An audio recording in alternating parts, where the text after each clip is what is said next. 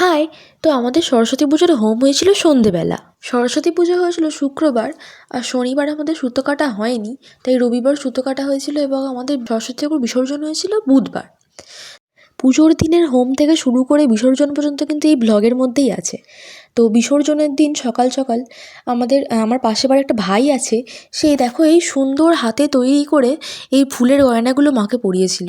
তারপর এই যে হচ্ছিল এখানে বরণ, আমাদের বাড়ির কাকিমা মায়েরা তিনজনে মিলে বরণ করে নিচ্ছিলেন। আমার না মা সরস্বতীকে বিসর্জন করার বিন্দুমাত্র ইচ্ছে ছিল না, কিন্তু আমার মা বলল, এই যে পুজো করে বিসর্জন করবি, তারপর যে আবার একটা বছরের অপেক্ষা, সেই অপেক্ষার মধ্যেই আছে অনেক ভালোবাসা, সেই অপেক্ষার মধ্যে আছেই এক অন্যরকম অনুভূতি।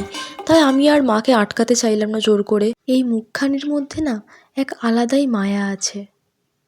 তারপর কয়েকটা বাচ্চা বলল আমরাই বিসর্জন করব।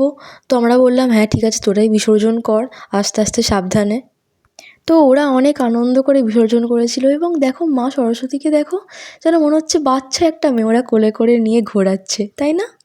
তো এই যে মনে এক রাশ দুঃখ নিয়ে মা সরস্বতী বিসর্জন হয়ে গেল। আসছে বছর আবার হবে।